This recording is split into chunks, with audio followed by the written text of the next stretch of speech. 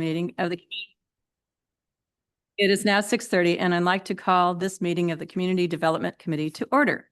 While this meeting is being held in person, we are also offering the option for the public to participate through Zoom if preferred. Instructions on how to attend virtually are included in the City Council calendar item listed on the front page of missionkansas.org. The public is also invited to participate in the meeting. If you are participating through Zoom, please either add your comment in the chat feature and it will be read out loud, or note that you would like to speak, and we will call on you shortly to make your comment verbally. Please remember your comments or questions are visible to everyone in the meeting. If you are part of our in-person group tonight, please raise your hand but stay seated and we will call on you to go to the lectern to make your comments. When you make your comment, please state your name and city of residence for the record. Also be conscientious of others trying to speak and speak slowly and clearly. This meeting will be recorded and posted on the city's website at missionkansas.org. Please contact the administration offices at 913-676-8350 with any questions or concerns. Ms. Fultz, please call the roll. Hayden Tomposi. Here. Vaughn. Vaughn. She's on via Zoom. Loudon. Here. Ryard. Here. Kring. Here. Schmidt. Here. Josie. Here. Carpenter Davis. Here. Our first item of business tonight is public comment. Is there any member of the public who would like to comment now on an item not on our agenda tonight? Please note, public comments are limited to 3 minutes. Justin, is there anybody? Okay. So hearing none, we'll go to the Planning Commission action items. We do not have any items coming forward from the Planning Commission tonight. Therefore, we move into our public presentations. We have one public presentation this evening from TransPro Consulting and Johnson County Transit to present recommendations from the Metcalf Corridor Fast and Frequent Study. Ms. Smith, would you like to introduce our presenter? Yes, thank you. We have Dave Johnson here with us this evening. I don't know if Josh will be able to join us. Do you know if? Haven't heard from him this evening. He was potentially having to be on his way to Washington, D.C. So David is with TransPro, and I asked him to kind of introduce himself and tell you a little bit about how the project got started. And then we have a presentation for you. Good evening, and thank you for having me. Apologies for Johnson County Transit staff not being present. My name is David Johnson with TransPro Consulting. I do a lot of work locally, mostly on the advocacy side, but TransPro does work exclusively with public sector clients and specializing in transit nationwide. And so we were selected with a team of other sub-consultants that are in the Kansas City area to do this study for fast and frequent service on Metcalf Avenue, building on the route that exists today, Route 401, if you're familiar with the Ride KC system, operated by Johnson County Transit. And that's basically the focus of this. This is also an extension of a project that's also about to wrap up. The Johnson County Transit Strategic Plan. I think it was actually approved recently by the Board of County Commissioners unanimously, and it recommended an increase in service on Metcalf as part of their near-term foundational system that has some other changes that are not in scope this evening, but are very exciting, and we're glad to be part of that further study. So without any more delay, again, we are focused on the Metcalf corridor, which of course passes through Mission, primarily the Mission Transit Center, which is one of the top destinations. You're probably aware that is where all the Johnson County routes connect. So it does provide amenities and also a lot of ridership there, just people connecting between the various bus routes. Next slide. So we'll talk about where we've been with the project, where we're going, sort of the timeline for these changes, and then what the exact next steps are going into World Cup and 2027 and beyond. So the current service operating on Metcalf headed towards the plaza is weekdays only, again, represented by Route 401 with the current route map. Runs about every 60 minutes during the weekdays. It takes about 75 minutes to go one way on the route. So that's one reason why we're looking to make it a little bit faster. And operating from 5 a.m. to 11 p.m. And that generates about 200 trips a day, which makes it the top fixed route, what we call fixed route. So fixed route, fixed schedule service in the Johnson County Transit system. We like to start every project by defining success to make sure that we have sort of a North Star as we're going through and making recommendations and looking at changes to make. And so we worked with the project steering committee and Johnson County Transit staff to define it as this. By the end of 2026, and that actually may change to 2027, Johnson County will have fast and frequent service on the Metcalf corridor that will improve customer satisfaction and ridership. And those were two key outcomes that the steering committee and staff really wanted to focus on with our changes. So within that, customer satisfaction represented by on-time performance. So the bus comes, at a scheduled time. It's supposed to be on time. And so there's a little bit of a problem with that today. And so we were going to try to address that with the changes. And so increasing that on-time performance 3% in the first full year of operation. With ridership, modest, but still having a stated goal of 5% increase in the first year of operation. And when you increase service, ridership usually responds, so it's a pretty safe bet. We did a lot of outreach. Our in-person was a bit of a struggle, but we got a great response from our online survey, which you see reflected here. Over 300 respondents and a reasonable amount, even though 200 trips a day, which represents even fewer people, 43 riders did respond of the current service. A little word cloud there representing what was important to people who had a chance to weigh in with raw comments. But when given the chance to prioritize what was important to them, faster travel times, more frequent service, the bus being on time, and then going to those priority destinations, which includes Mission, and then, of course, weekend service, and we'll talk more about that later. So where we're going from here is making some alignment changes, and you can see the map here.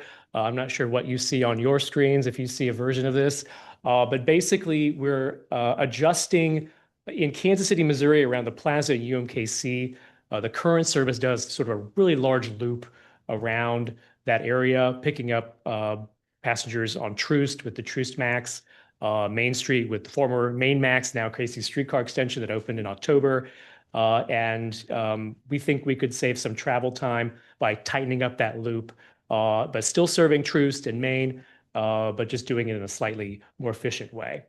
Then moving to the most important part for you, how it moves through Mission. And the current route runs along Martway after leaving the transit center going south, west and south. And so we've proposed using Knoll after leaving the transit center to get to Shawnee Mission Parkway, again, to speed things up. When you're talking 75 minutes, any few minutes you can capture here is beneficial to customers. And the big change, right now the route goes down to the Walmart at 119th and Metcalf, and then over on 119th, back up Quivira to get to Johnson County Community College, another key destination. So we're proposing turning at College and Metcalf, which is a focal point for the city of Overland Park. You've read probably and heard lots of things about the work going on there. And so they're very excited to have the service be on College instead of 119th. That's still open for debate. There's some voices with the county commission who are concerned about what that might mean for current riders. But we will show you some data that indicates there's very low ridership on 119th today and lots of potential on College. So Can I interrupt there? Sure. quickly? On this, so on that map, does that then eliminate two existing stops in Mission at the Powell Community Center and then at Broadmoor and Martway? unless there are other changes to other Johnson County transit routes that are contemplated with the Johnson County Transit Strategic Plan. So that is the proposal. Those do generate not much ridership today. Again, we looked at every single bus stop and tried to make decisions about increasing the speed by changing the alignment without affecting a lot of people. And I think we do have a slide in here that talks about the stop locations. I think it's the next one. And you can see here where the route change, especially along College, it's very evident because the lines are just farther apart. Those small dots that represent the bus stops on 119th, those reflect one or fewer boardings per day. So this is a very small number of people, at least along that segment. Along Martway, the dots are also small single-digit trips per day for the whole day on average. So someone will be affected. You may hear from them as elected officials. This is often the case when you try to change transit routes. But rest assured, it's a very small number of people, and our goal is to attract more ridership by making the trips faster overall. So 37 proposed bus stops, 19 northbound and 17 southbound. Worth noting, Johnson County just kind of serves in a little loop there right in front of the main entrance off of College. So really one stop for both directions. And so 21 northbound, 24 southbound stops eliminated. Again, that's also adding to time savings, 2 to 3 minutes total by just reducing those stops. You have to build time into the schedule to assume that someone might, over the course of the day, board there. And so that is, of course, ends up being time savings as well. And even along Metcalf and Overland Park, there are some low ridership stops that we're proposing to remove. And of course, in Kansas City, Missouri, where the city doesn't fund any of these services, it's all Johnson County dollars here. An easy decision there to reduce some of those stops to speed things up, but definitely still serving the primary UMKC and Plaza locations. And I wanted to make sure we saw the caveat there. As staff takes this proposal and turns it into an actual operating schedule and talks to more people, there will be another round of public engagement when the actual operating schedule is finalized. There may be additional changes. So if you have... I just wondered, are you doing an assessment when you say the Markway stop was only one? Over what period of time are you looking at? That's an average during the weekday. So some days it might... I mean, have you done it for 2 I weeks? think we looked back all the way to 2019. So we made sure we get pre-COVID because ridership has been very strange since COVID, especially during, but mostly rebounded, but not quite. So yeah, we went back, I think, 5 years. Yeah. So for the increase in frequency, which again is enabled by the Transit Strategic Plan, and this is a budget neutral change for the county transit budget, I should note as well. But the short term, which is in the next 1 to 3 years, to increase the weekday service to the buses stopping at all the stops every 15 minutes up from an hour. During peak, and that peak is reflected there on the schedule on the right, from 5 to 9 in the morning and 3 to 7 in the evening when there is the most ridership. And then every 30 minutes during the in-between hours, so between 9 and 3 p.m. And again, that's weekday only. And again, can't stress enough, this is budget neutral to the county. Longer term changes that you see here on midterm and long term would require additional funding that has not yet been identified.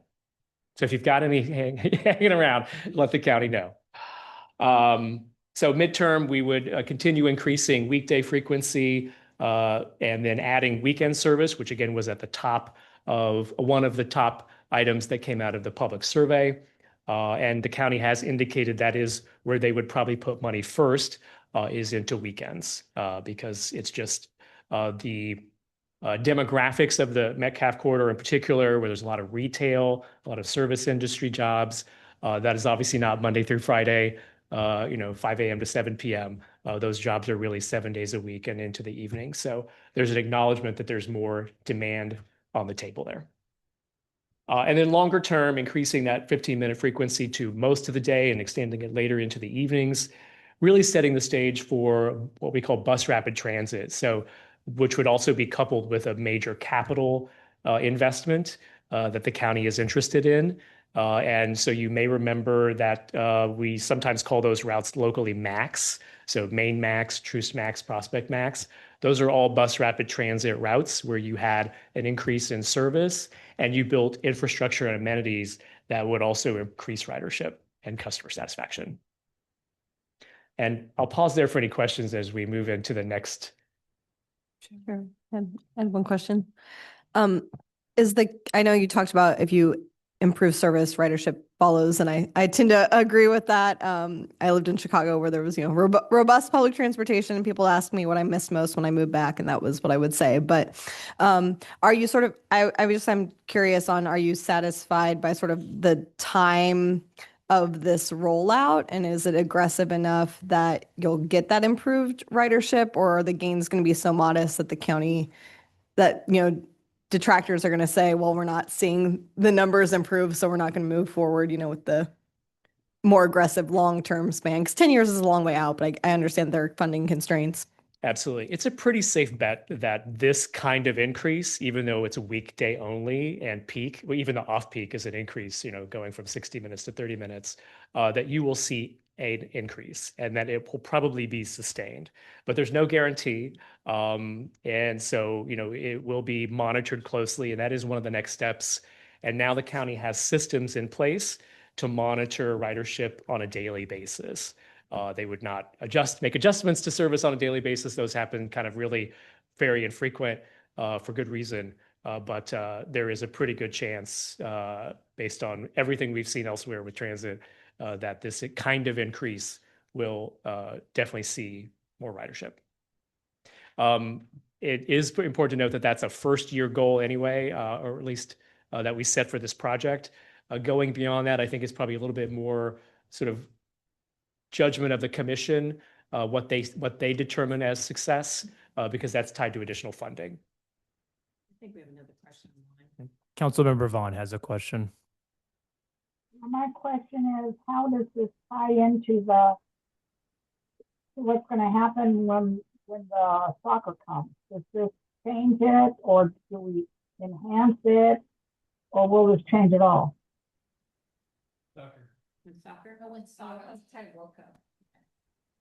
So when we started the project, it was the intent to make these changes, these interim short-term changes before the World Cup in June.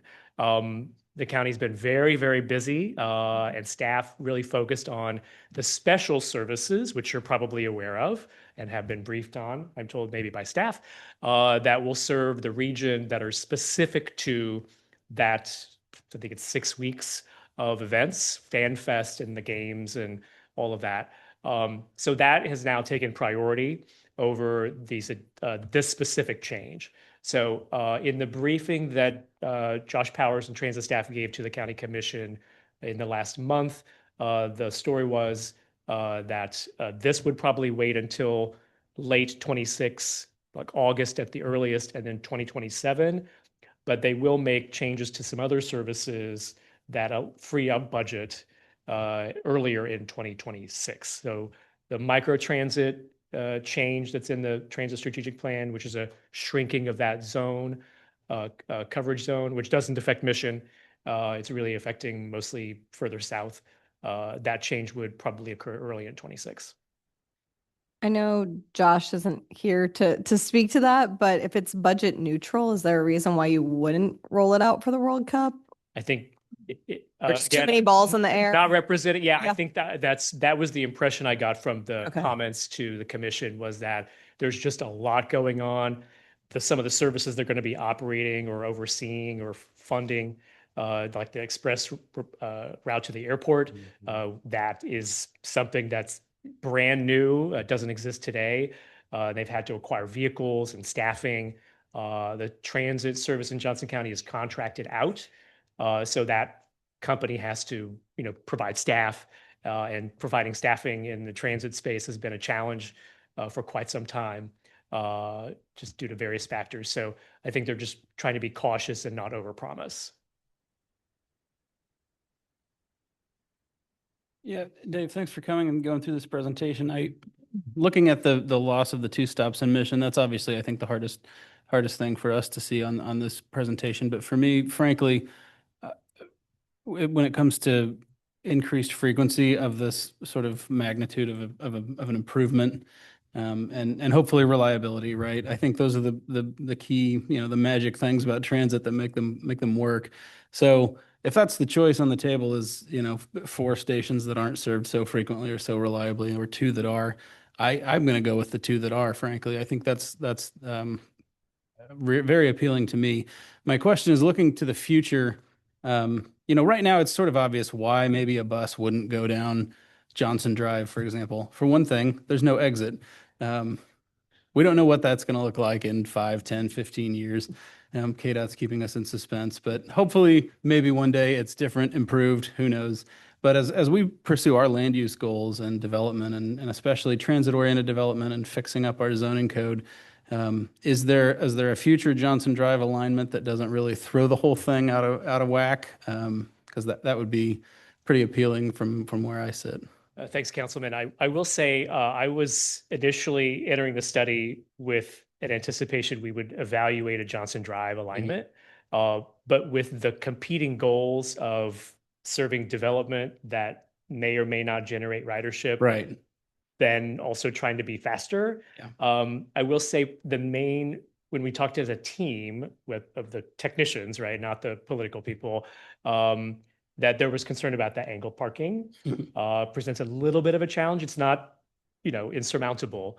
And then, of course, your point about how do you access Metcalf, that complicates things quite a bit, which is why the current route turns at, I forget what, Broadmoor, and goes by the Target and then gets onto Metcalf that way. That's not appealing for any vehicle or any Yeah, mode. and so that's a slow movement. I've been on the bus when it's snaking its way through there, and it feels slow. Yeah. In addition to actually being slow. So I think those are all things we were trying to remind ourselves to be true to the fast and frequent Absolutely part of the study, rather than other needs. You bet. Yeah. Yeah. I suppose I see a chicken and egg problem mostly on our side. If we build it, if KDOT builds it, then maybe it's more interesting, but definitely not. And as a self-described urbanist, I certainly have opinions about, interchanges like that. But as a professional, I will tell you that it does just become problematic moving through there with a 30 or 40-foot vehicle, in addition to the travel time deficit that you would see. Okay. So if there were a dramatic change in that interchange that made it more traditional, then certainly a Johnson Drive to Metcalf movement would be something you would want to look at or request. Yeah. Awesome.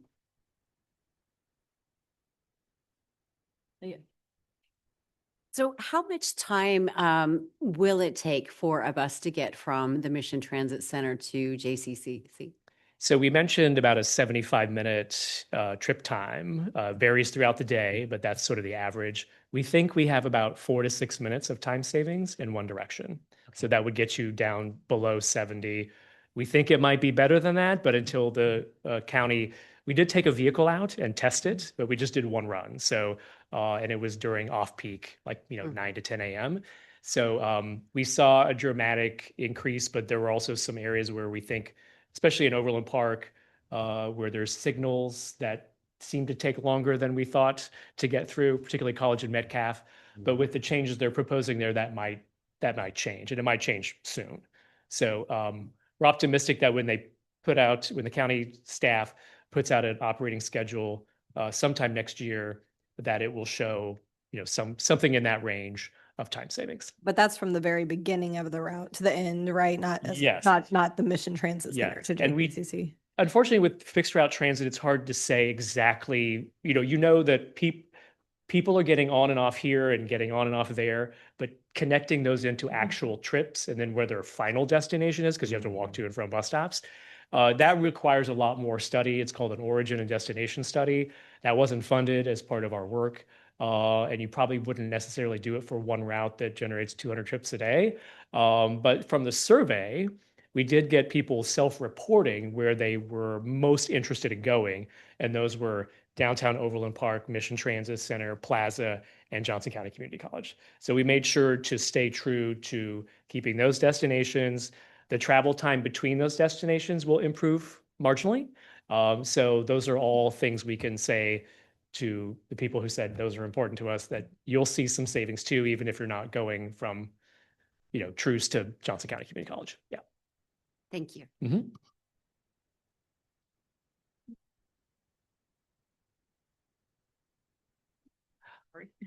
Okay, so I think we're ready to move on. Oh, I'm sorry. I forget what I was going to say. Go ahead. I'll think of it. Okay. So Metcalf is just one route. Of course, we're talking about a system, and the ridership is generated often by transfers and people connecting with other routes. So the Mission Transit Center and several other places along the route, Johnson County Community College, 75th, 95th, are where people can transfer to other routes. The good news is that some of these routes will also be increasing both in the near term and longer term. So that improves the potential for Metcalf to be even more useful and thus generate more ridership. And so the Johnson County connections, of course, a big caveat here, those may change as the county finalizes and implements its transit strategic plan, but that is the intent, to keep those connections. And they're reflected on the map here. We were also asked to look at microtransit in the context of Metcalf. People do connect between microtransit and traditional bus service. We know this for a fact from surveys.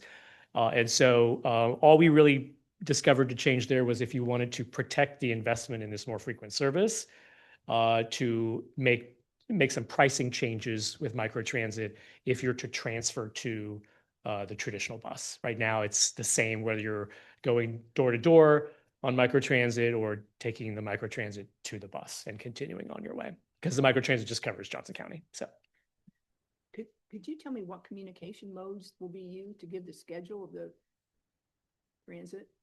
But there's a lot of older people that don't have computers. I'm just trying to figure out how you'll communicate with them about what the different routes are. yeah, so when it comes to, it's a very good question. There's several channels, and some of them are more traditional. On board, people that ride the bus typically will get some sort of rider notice or service change notice on board. They can do that with audio announcements and print materials. There's plenty of space on board the bus to post things, and that's a common place where it's done as well. For those who are more technology inclined, we have a regional app called Transit App that can do announcements, and that's often used to convey announcements. Also, there'll probably be some traditional media outreach. That's usually the case with these service changes. I worked at KCATA for 6 years and led planning and communications there. The first thing we did was develop a media strategy for every service change and try to get people through television, which is still, even though it's shrinking, still a very popular way people get information, especially local news. And then all your other outlets, radio, print, and what's left of it, and social media, of course, as well. Yeah. We've got a great city magazine, quarterly magazine, that's every door, so feel free to bring us up. Yeah, and for this study, we actually used all those channels. We weren't able to attract any traditional media coverage. The transit strategic plan really took up a lot of the oxygen, and it's gotten a lot of coverage, but it always mentions Metcalf as a frequent corridor for investment. When this service change actually does get scheduled, there will be its own set of communications. All right. There are also connections in the broader Ride KC network we wanted to highlight. Again, the new streetcar service at Main Street, and then maintaining the service connection to Troost Max, which is, I think, the second highest ridership corridor in the whole region, third after if you include the streetcar. So those transfer points at Cleaver and Main and Cleaver and Troost are maintained in this plan. Next slide. All right, infrastructure. So we made some recommendations moving again towards bus rapid transit. In the near term, some very limited improvements that the county is already actually planning to upgrade existing shelters and install what's called a real-time arrival sign. So that tells you how long you're waiting until the bus, using GPS, until the bus actually arrives. And it's really fascinating work in transit that when you give people that information, they correctly estimate their wait time, even if it isn't different, right? So you give them a digital readout that says it's 5 minutes. It gives them that peace of mind, and they actually more accurately report how long they're waiting, as opposed to not having that information and they overestimate how long they've waited. So really great amenity. And of course, adding bike racks and other mobility storage options like scooters. I know that's been a big topic in Johnson County, but they do provide what we call first and last mile connectivity to getting to and from the bus stop. Beyond the first 1 to 3 years, retrofitting these higher ridership stations, for example, 75th Street with enhanced infrastructure. We do have some, not advancing just yet, but some slides beyond this that kind of show some images of what that infrastructure would look like. Signal priority. That's certainly a conversation the county will want to have with your public works department when that time comes. That's who holds the keys to that system and whether or not any transit gets priority at any signalized intersection. I will tell you from having implemented it on one BRT route, that was project manager on Prospect Max, and very involved in the streetcar implementation. It does make a difference. So from a policy direction, if you want to make transit more successful and make it faster and get people to jobs and healthcare and education opportunities faster, signal priority is a really good way to do it.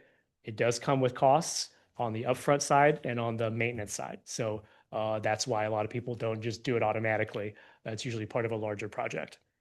And then, of course, expanding bike and pedestrian connections. The county and the cities in Johnson County have done a really great job, especially with trails and shared use paths.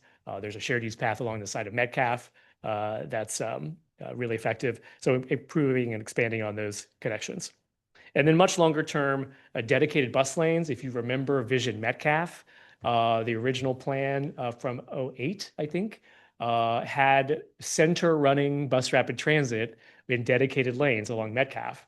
A pretty aggressive idea at the time, and still is, because we haven't done that yet anywhere in the region. And so, obviously KDOT would have a role there as well, because you've got a couple of different intersections, 435 and then, closer to Johnson Drive. And then placemaking treatments. These are often part of larger capital investments. So street trees, pavement, and public art and other gateway features could be added as well. So the next slides, and we can kind of maybe just slowly go through those, just cover what, some visuals of what amenities could look like with enhancements. So I will note on street trees that as a transit rider, having that extra shade, the shelter gives you a little bit, but it doesn't cover everything. And you could always use more tree canopy coverage in our beautiful cities. And so having that near transit stops is super helpful in providing extra shade for waiting passengers. This shows a curb running bus lane along with the added infrastructure. Ticket vending machines, the guy with the white shirt standing in front of those, that would allow you, fares are coming back. If you didn't capture that news from Johnson County, they're going to be in alignment with the region's restoration of fares on transit, excluding the streetcar. And so that probably will be changing in 2026. And so there will need to be a mechanism. There already is one on board. They didn't take out that equipment. But something at the stations in the longer term would be beneficial. Again, that speeds up boarding. Yes. Is that what makes this revenue neutral? No. Unfortunately, fares did not ever generate a lot of revenue for Johnson County Transit. The ridership just isn't there.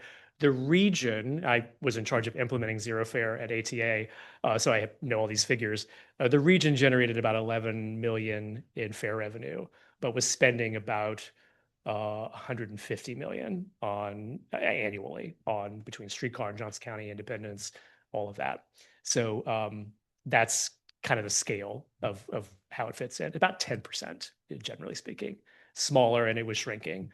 But there's an interest in plugging that gap with all the providers, again, except streetcar, and because it has its own funding mechanism that is specifically intended to maintain free fares.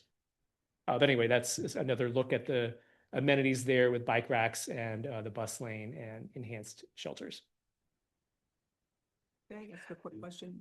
Yes. You might consider putting something together for Johnson County employment and career fairs, so they know that this particular schedule is coming out, and you might even be surprised that some of the bigger companies hiring would pay their fares. before fares were removed in 2020, that was absolutely a program that I think all the providers embraced, and getting employers to fund transit passes for their employees. It's a bit of a challenge, but some were really into it. And UMKC, I think some of the downtown employers, in particular Commerce Bank and UMB, I think were both part of that program. So, having a business community support for that is really important, and you can all help with that because you're probably talking to those people often. And yes, good note about the career fair. We'll add that, pass that on to transit staff. Very excited to note, and this is just being presented because it's part of our standard presentation. No pressure here for you, but Overland Park staff was very excited and put forth. We started talking about value capture because if you don't have a mechanism to pay, especially for infrastructure, but also for operations, you can capture value around the infrastructure investment and then use that to put back into the amenity. But what we ended up with is something kind of similar, calling it the Transit Infrastructure Fund. And basically, Overland Park now has an approved policy where people can pay into sort of a payment in lieu of if they're proposing to provide less than the required amount of parking in a development. So that revenue had not been earmarked for anything after the policy was approved by council. And so the staff has indicated they would be willing and will start investigating putting some of that revenue, however much it is, we don't know yet, towards transit infrastructure on Metcalf and other parts of Overland Park. So just an interesting and innovative way to use a piece of revenue that doesn't yet exist. They haven't really collected any of this money yet, but they plan to and have decided they would like to perhaps earmark it for transit investment. All right, to wrap us up, this date has changed, but we will be presenting this for approval, formal approval, to the Johnson County Board of Commissioners, perhaps in January now. Again, lots of stuff going on with the Transit Strategic Plan, which was recently just approved, and also World Cup. So staff is trying to prioritize the work as much as they can. Again, as I mentioned earlier, county staff, not us, will create a detailed operational schedule and set an effective date, maybe 26, maybe 2027. Communicate final changes to the public through a variety of channels, as we discussed, and then again, targeting that implementation next year or the following year, within that 1 to 3 year period for sure. And with that, any final questions or comments? Yeah. Thank you. Comments? Thank you so much. Anything online? No? Okay, thank you so much. All right, thank you. Thank you. Okay, our first action item this evening is the acceptance of the meeting minutes from Robin Falks. Yes, thank you. Draft minutes of the November 5th Community Development Committee meeting are included for review and acceptance in your packet tonight. I move we accept the minutes posted. I'm sorry, Councilmember Bond, could you repeat if you wanted that on consent or the regular agenda? Yes. Sorry. Yes. Consent. Great, thanks. Okay. Verbally. Our second action item this evening is for approval of a contract award with GB Construction for the Johnson Drive and Broadmoor Stormwater Repair projects for Brent Morton. Yes, thank you very much. So we've had a couple sinkholes this year.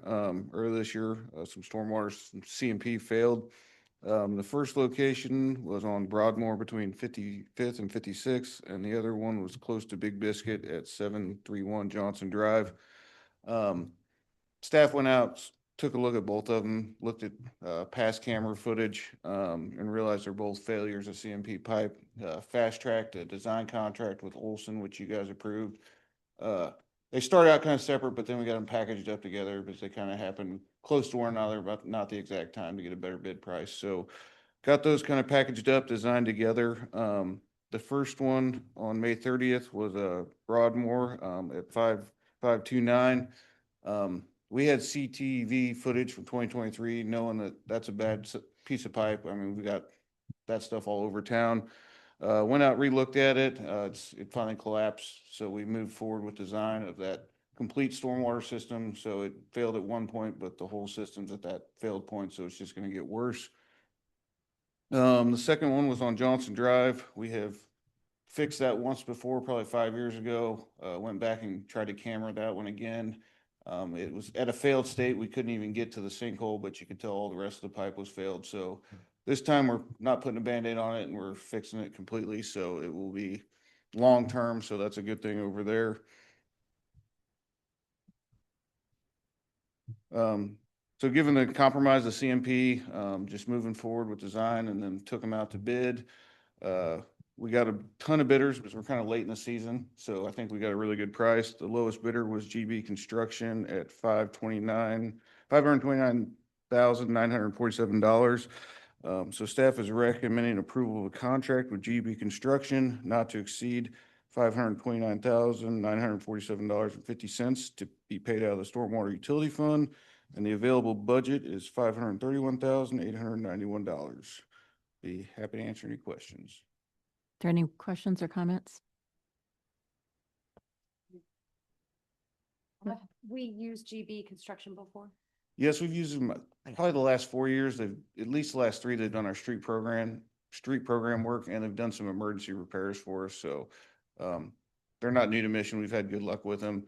Everything's come in on budget and there's not a lot of change orders and stuff. So we've had real good luck with them. Fantastic. Thank you. Any other comments? Thank you. Regular agenda. Yep. Okay. Our final action item this evening is for approval of a new splash pad feature at the Mission Family Aquatic Center from Penn Alimony.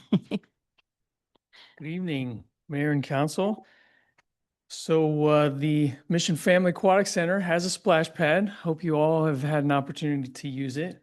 Unfortunately, all splash pads outside endure a lot of harsh chemicals, UV, heat, permeating water that kind of breaks down the compound over time. So in an effort for us trying to find a solution to this maintenance problem, staff researched several products. The one that rose to the top as the best value was called Life Floor. And what it does is it meets the long-term maintenance concerns by providing a buffer between some of those elements. And then it actually enhances the user experience through slip resistance, reduction in abrasions and impacts, so similar to the soft fall in our playgrounds, cooler surface temperatures, and improved accessibility for all age groups and users. And so one of the added benefits of this is that it's colorful and can be designed to match some of the amenities that we've got instead of the gray concrete that we have in place. The downside of it is that there are only a couple installers regionally. And so you're really at their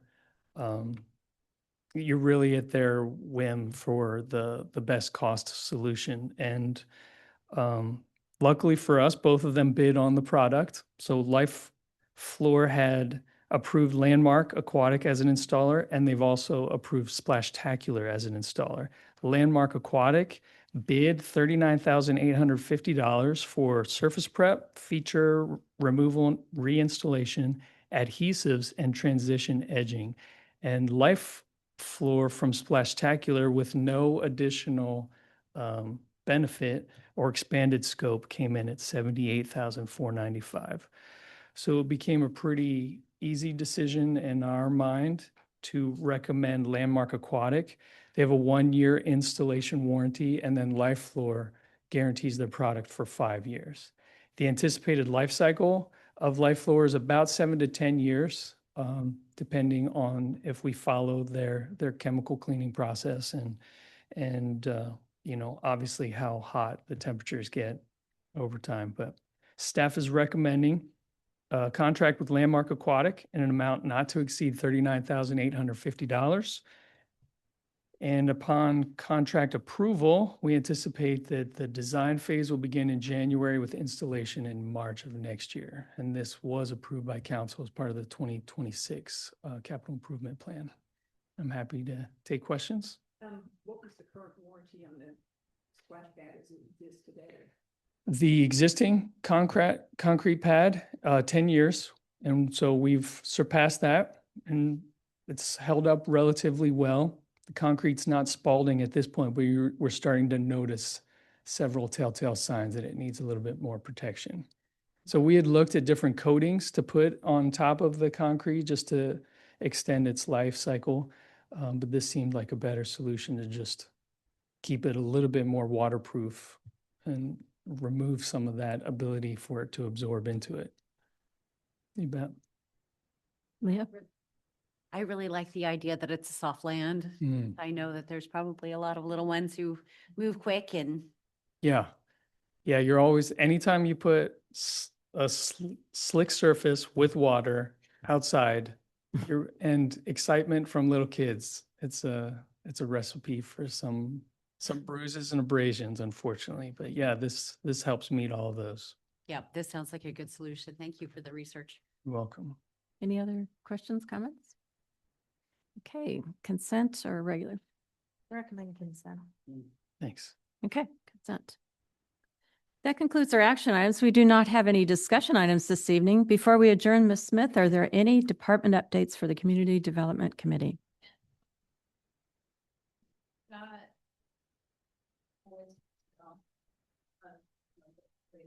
Okay, thank you.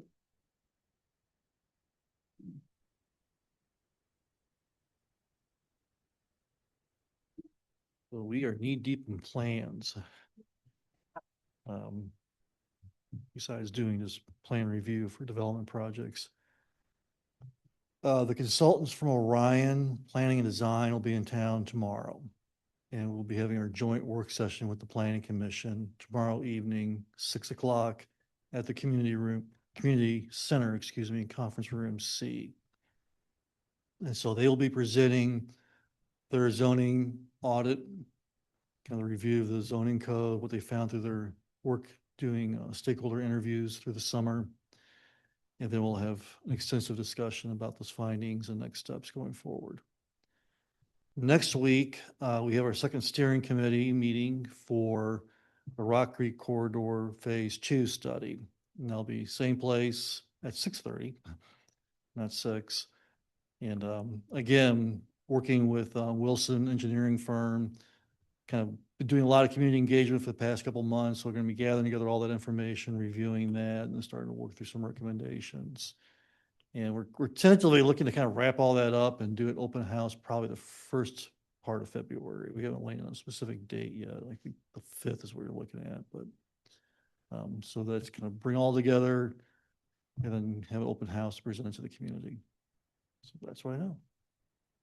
Yes. Can I ask you a quick question? You know what the status is or time frame for fixing the hole at Johnson Drive and Riggs? Where the cones have been up for 2 months? The whole of Johnson Drive and Riggs. Okay.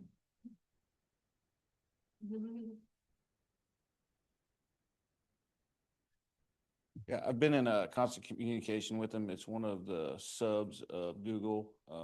So I've been checking in with them every week. It's on their schedule. Temperatures just haven't allowed them to get out there and fix it. So I'm anticipating the next couple of weeks, but I've been on them to get that fixed. So it should be relatively soon. The reason I asked Brian is because Brian was involved with the property next to it and he was there before. So sorry. This is all part of the Johnson Drive utility.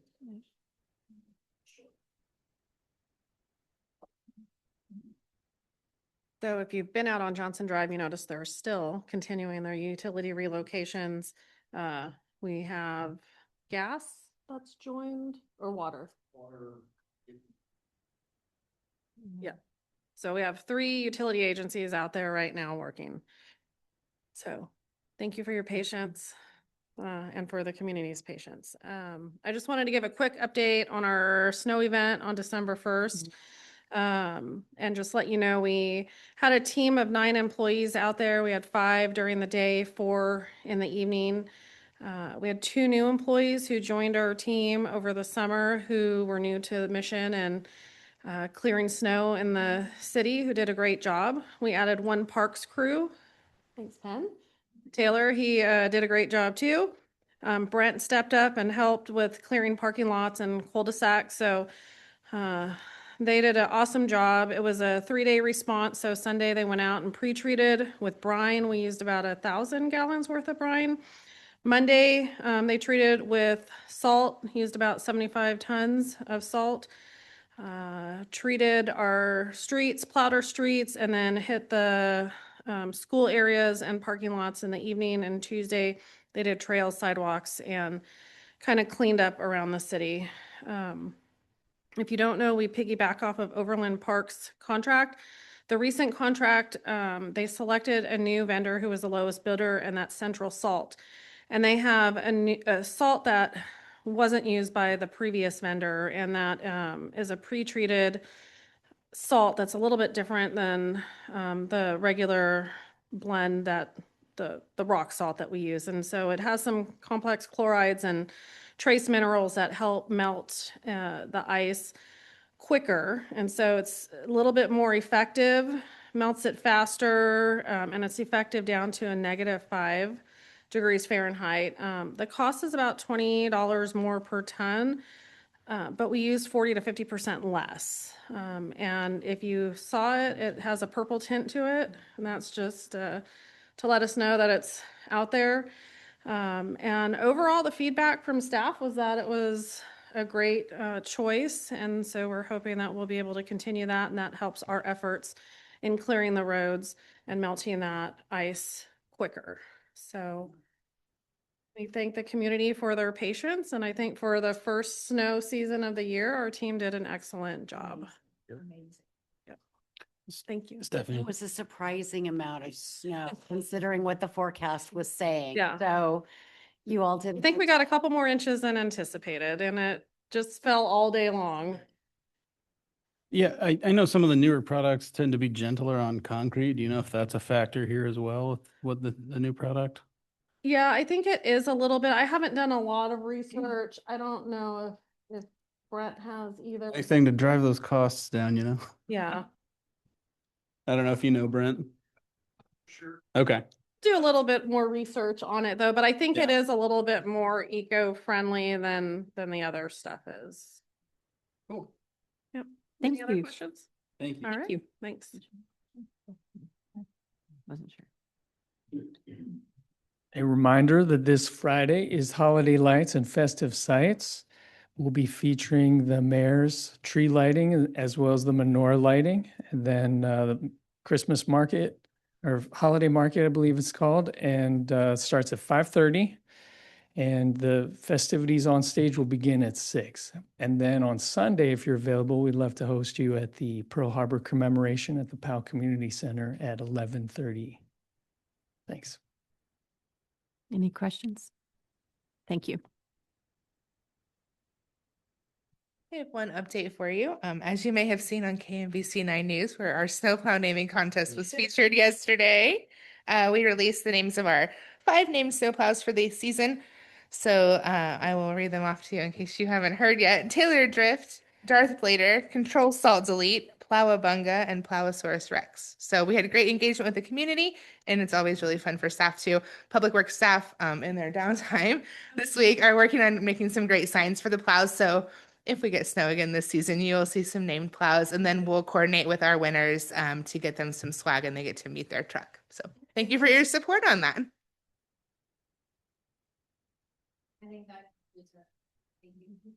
Great. It's 7:25 PM, and with no further discussion, that concludes the meeting of the Community Development Committee. Again, this video will be made public on our website at missionkansas.org. Thank you. It is now 7:24 PM, and I'd like to call this meeting of the Finance and Administration Committee to order. While this meeting is being held in person, we are also offering the option for the public to participate through Zoom if preferred. Instructions on how to attend virtually are included in the City Council calendar item listed on the front page of missionks.org. The public is also invited to participate in the meeting. If you are participating through Zoom, please either add your comment in the chat feature and it will be read out loud, or note that you would like to speak and we will call on you shortly to make your comment verbally. Please remember your comments or questions are visible to everyone in the meeting. If you are part of our in-person group tonight, please raise your hand but stay seated. We will call on you to go to the lectern to make your comment. When you make your comment, please state your name and city of residence for the record. Also be conscientious of others trying to speak and speak slowly and clearly. This meeting will be recorded and posted on the city's website at missionks.org. Please contact the administration offices at 913-676-8350 with any questions or concerns. Ms. Volks, please call the roll. Hayden Chomposi, Here. Vaughn. On via Zoom, Loudon, Here. Ryder, Here. Kring, Schmid, Here. Josie, Here. Carpenter Davis. Here. Our first item of business tonight is public comment. Is there any member of the public who would like to comment now on an item that is not on our agenda tonight? Please note, public comments are limited to 3 minutes. I do not see anyone in person. There's no one online. We will move on. We do not have any public presentations this evening, so we're going to move into our action items. First of which is the acceptance of the meeting minutes from Robin Folks. Thank you. Draft minutes of the November 5th Finance and Administration Committee meeting are included for review and acceptance in your packet tonight. Consent agenda. Consent agenda. Our next action item this evening is for consideration of a resolution calling a public hearing related to the removal of real property from TIF District 3B in addition to TIF District 3C from Laura Smith. Yes, thank you. So the item before you this evening is simply a resolution that sets the date and time for a public hearing. So doesn't commit, I want to lead with it, doesn't commit the council to anything at this point. But in order to kind of follow the procedural steps that are outlined in the statutes, this is the next step with respect to the Encore project, which, as you know, is sort of phase 2 of Sunflower's multifamily development. So this resolution would call the public hearing for your January 21st meeting. This is a little bit unique because you currently have a phase 2 project that has been approved. So a new district was carved out at the time and a TIF project plan was adopted. That TIF district only encompassed kind of the satellite parking lot that was associated with the former Security Bank, now Walls Tetrick building. The new project, larger project, as I think you're all familiar with, now encompasses not only that parcel, but it picks up additional parcels, including the transit lot and the former Wendy's property, and goes down all the way down to Roland Drive. So in order to create that district, we need to sort of uncouple or undo what we did with the first phase 2 project and redo that as a new TIF district for the Encore project. So a lot of background I think you all are familiar with. The developer is proposing now to build 180-unit multifamily development that will include a 5-story parking structure. Parking structure will be located between the the lanes and the new Encore project. The Encore will be a mix of studio 1 and 2-bedroom units. And as I mentioned, the development site comprises 5 parcels that cover about 3.3 acres. They do plan to request TIF incentives similar to what was approved for the Lanes project and approved for the previous phase 2 project, which would include getting to a LEED Silver certification and dedicating 20% of the units in the project as attainable housing. Again, those will all be details that are discussed as we move through the rest of the process and move toward consideration of a development agreement. But I did want to point those out this evening. But before we can proceed with any of that, we have to hold the public hearing and look at realigning that TIF district and removing parcels from Rock Creek. Wow. Redevelopment District 3B and adding them to Rock Creek Redevelopment District 3C. As I mentioned, the statutes require that you conduct a public hearing on that. It should be noted that as a part of this action, it does trigger the ability for either the school district or the county to veto.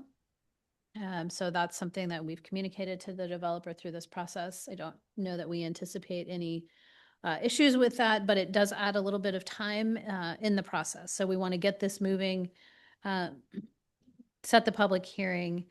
I think you're aware, you had an email from Mr. Scott after the November Planning Commission meeting that the preliminary development plan for the project was in front of the Planning Commission in November, along with a rezoning request.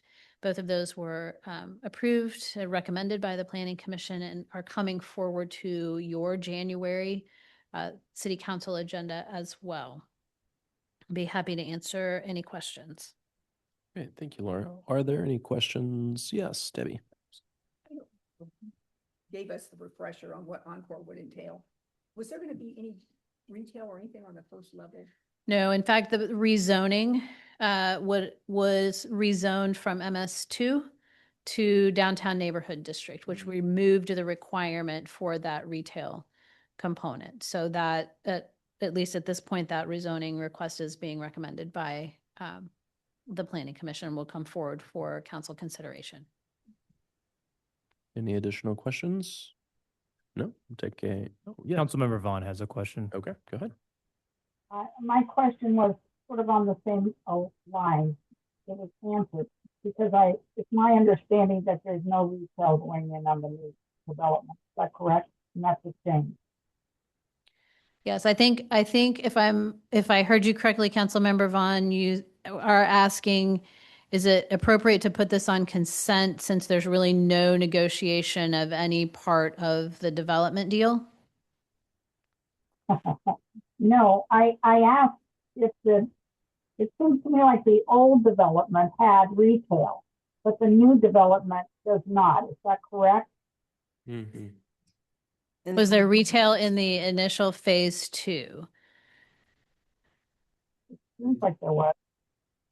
Didn't they have a coffee shop space? Of the phase 2, this project that was approved a year and a half ago, there was 1,500 square foot of retail.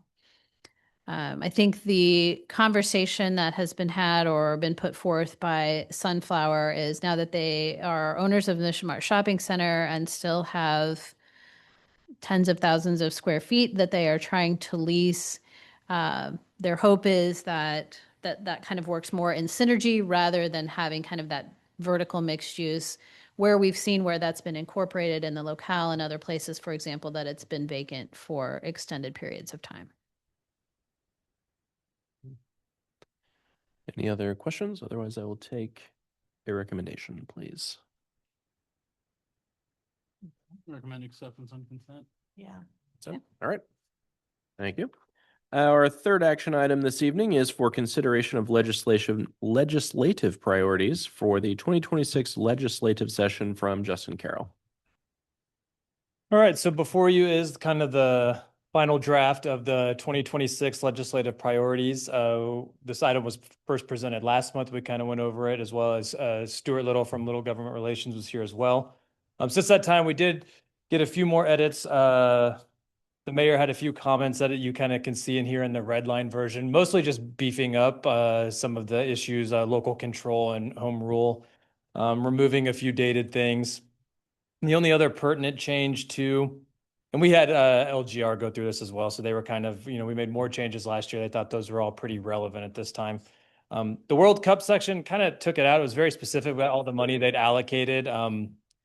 Just kind of seemed a little bit redundant. If someone wanted to see that in there, we could put something back in. I did check in with Johnson County. They had some language that was just very general about the county supports sports tourism, including the World Cup. Very generic kind of language for the Kansas City region. I mean, if we want to see it in there, we can happily add that before you officially approve it. But beyond that, I'd be happy to answer any questions on this one. Thank you, Justin. Are there any? Oh, maybe one at the end. Sorry, it's not a question. Can we just make sure that my name is spelled correctly before we send it out? Oof. Yes. Oh, yep. Who Questions did or that? comments then? I spelled Councilmember Josie's name wrong in 14,000 copies of Shazag. Oh, there you go. I double check it every time. Lesson learned. I've lost track of how many times I've seen it spelled on. Right. I had a couple comments related to my, cause a couple of edits that I made on the finance and taxation piece. So for one, I just wanted to briefly highlight in case people didn't have a chance to look up what SB 215 was. So that's the state has a property tax relief program for certain classes of homeowners.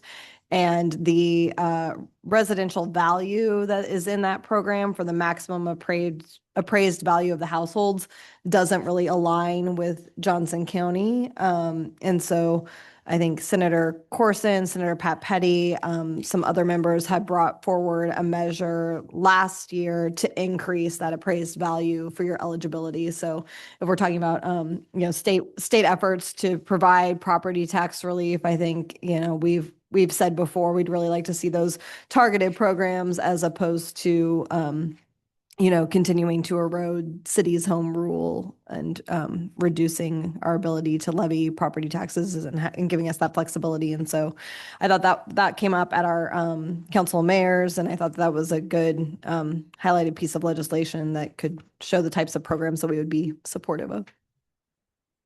Great, thank you. Any other comments or questions? Otherwise, I will take a recommendation, please. I recommend we go to council consent. Consent? Let's see. Thank you, Justin. Our fourth action item this evening is for consideration of a contract award for financial audit services, also from Justin. Thanks. So we were at that time again where it was, we were due out to go out on the streets and look for a new financial auditor. So traditionally, yeah, put the bid out on the streets. That's fine. I just picture you walking down Johnson Drive looking for. We're just waving around. So for this one, the city has traditionally kind of entered into, we've gone out every 4 years for that. So it's been 1 year with 3 annual renewals. Since this is the kind of service, if you switch to a new vendor, you typically with your financial audit, you want some continuity there. Mm-hmm. The city had been with BT & Co. for the previous 2 versions of that. We notified them that it was time again to go out and look for, put the contract out, and they notified us that they were not going to submit for that this time around, which is fine. So earlier this fall, we did put out an RFQ, which is a request for qualifications for financial auditors. As you can see in the write-up, we got 3 responses back. Of those responses, myself and Christine Court, the budget and finance manager, we chose to interview 2 of those, which is Gordon CPA and Hood and Associates. And then you can see in there that the rankings from interviewing both of those firms, Gordon CPA came out on top.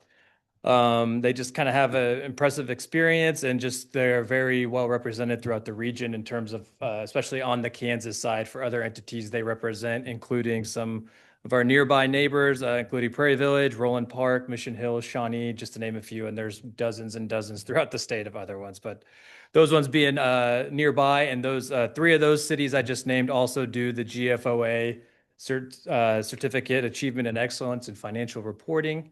Love our acronyms.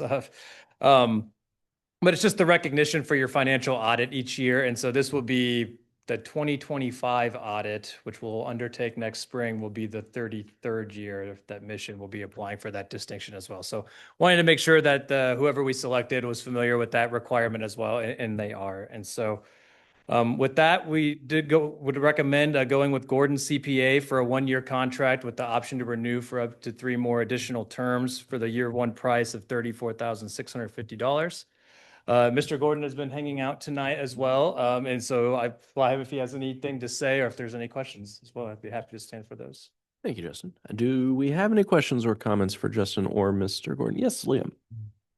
Is that cost about the same or less or more than the present or past? Well, a little less than what the last year with the audit we did. Yeah. Okay. Thank you. Yep.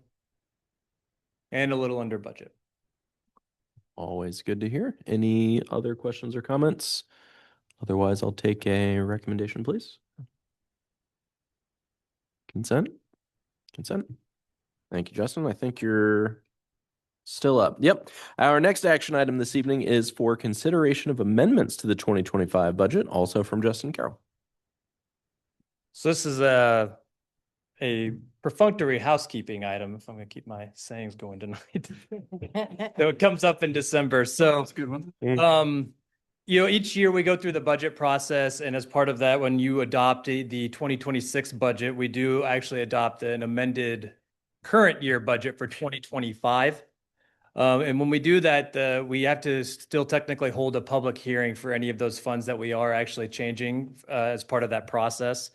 And so that's what this action item is. So this is to hold a public hearing at your council meeting in 2 weeks for the few funds that are going to exceed what we said we would spend last year. That was published in the state budgets forms, which is a little document we send around after the budget process that you all sign. The 4 funds in question this time are the Special Highway Fund.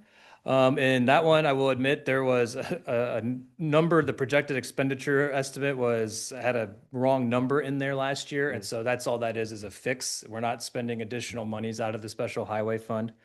The second fund is the Equipment Reserve Fund. That's been amended now because we ended up doing the bond issuance instead of a lease purchase. We just included the new police vehicles and all of the equipment and new MDT, the police car computers, as part of that debt issuance. So we had to amend the expenditure limit on that fund to account for that purchase going through there now. The third fund was the Stormwater Utility Fund, which just adjusted as well for the bond proceeds we received and some of those emergency projects that we've had to handle this year. And then the last one was the Solid Waste Utility Fund. It just kind of slightly exceeded what the projection was. And also some of that's just timing when we get the special assessment receipts and everything in. So that's what this item is for. And so it will it has to stay on regular agenda for the public hearing, but that's what it'll be doing in 2 weeks. Great. Thank you, Justin. Any questions from the committee? Nope. Doesn't look like it. Thank you. Do we need a resolution? No, because it's. That one will be regular. Yep. Our 6th action item this evening is for consideration of adoption of the 2026 budget from Laura Smith. So again, this item and the next are really housekeeping items that we do each year.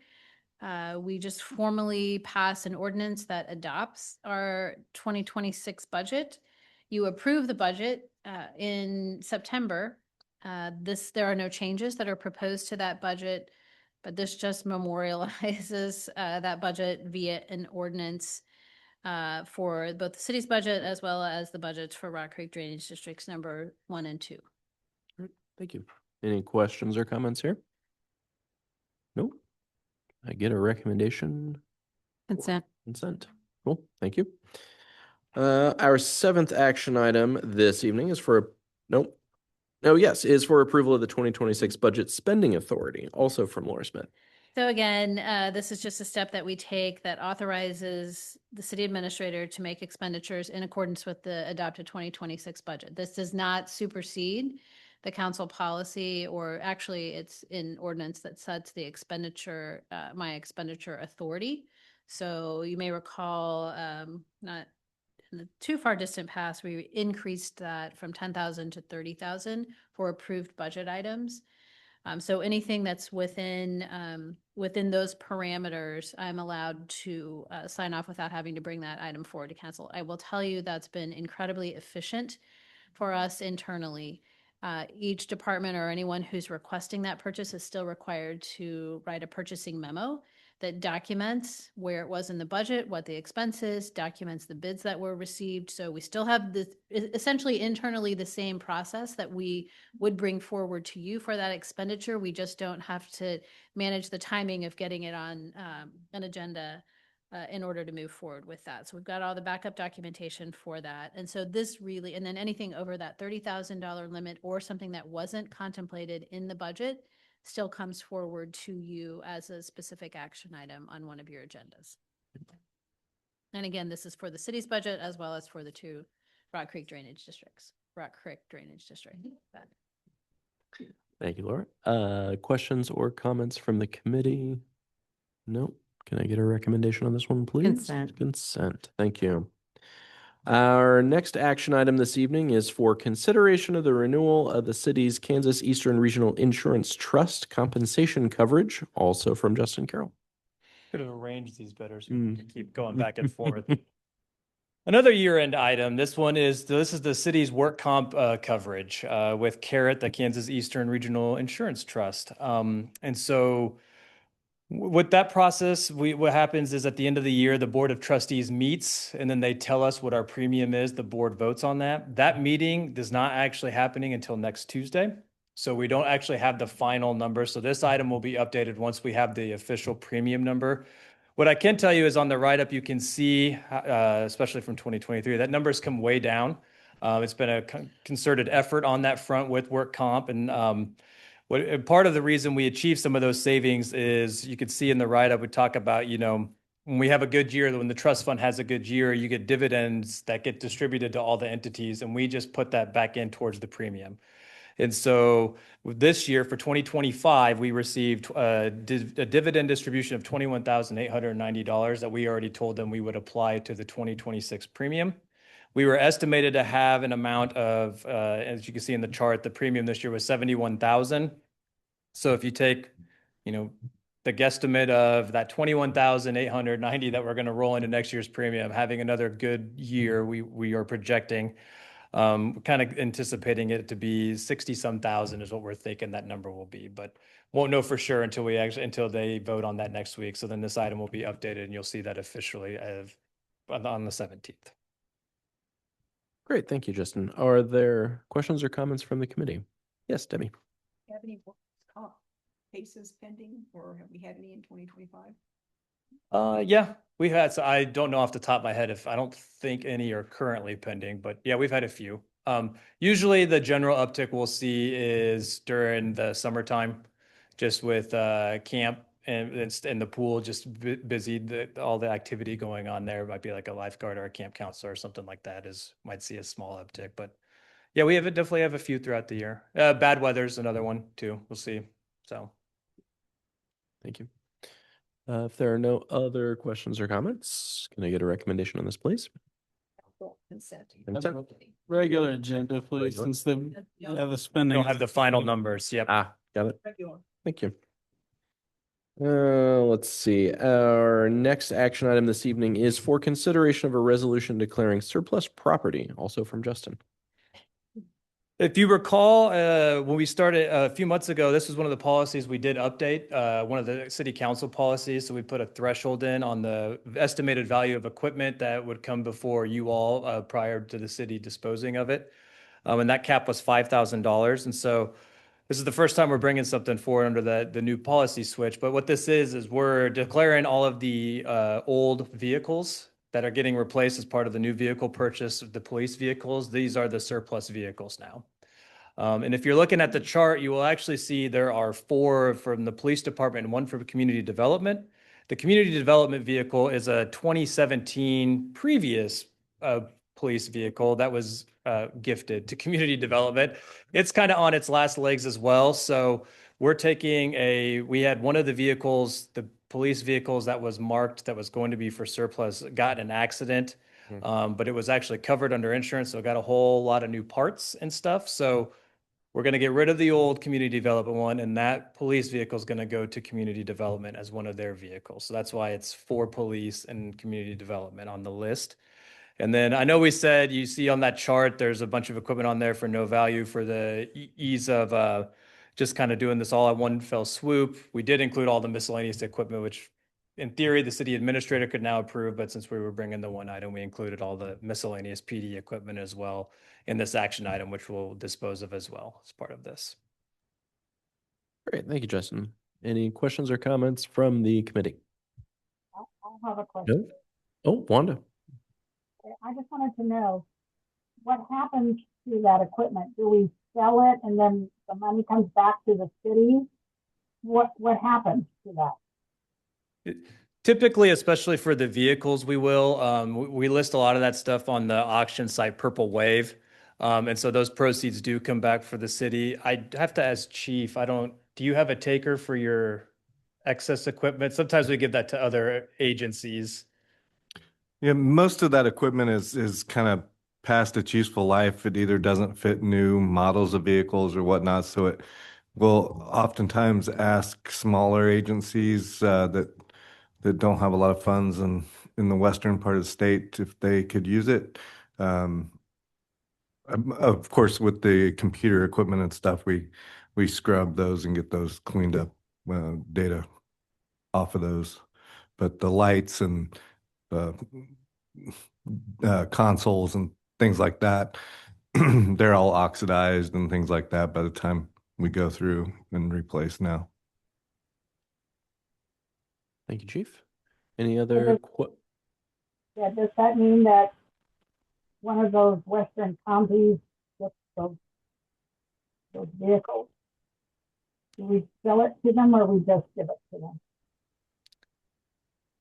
So we don't give the vehicles away. It's just the equipment that came out of the vehicles. We don't like to sell unless we're selling directly to another law enforcement agency. We don't like to sell our vehicles with the equipment still installed because that we don't need anybody else running around with lights and sirens. So that equipment is generally stripped off before those vehicles are auctioned. Any additional questions or comments? Otherwise, I'll take a recommendation, please. Consent. Consent. Thank you. Our last action item this evening is for approval of 2026 cereal malt beverage renewals from Robin Folks. Yes, thank you. As we do annually, cereal malt beverage licenses have to be approved by council before we issue them. This year, the state has issued some changes to the processes and procedures of issuing these licenses. So previously, I sent out a letter to all of our license holders in October and asked them to fill out their paperwork and send it back to me. And then there's some different steps we take for payment and sending things to the state. And then ultimately the city issues the licenses and they're delivered by December 31st each year. The new procedures I sent out a letter, I sent the paperwork. The licensee is responsible for sending that paperwork directly to the state, and then the state processes it and sends it back to the licensee with the appropriate stickers. Previously, we would issue the stickers, and then they send it back to us, and then we send it back to the state. So we are working through those new processes and procedures. So typically when I bring this to you all, I've already received back all of the paperwork from each of our license holders and we're ready to go. This time we've got about half back, which is fine. We still have until the end of the year and so about 3.5 weeks left.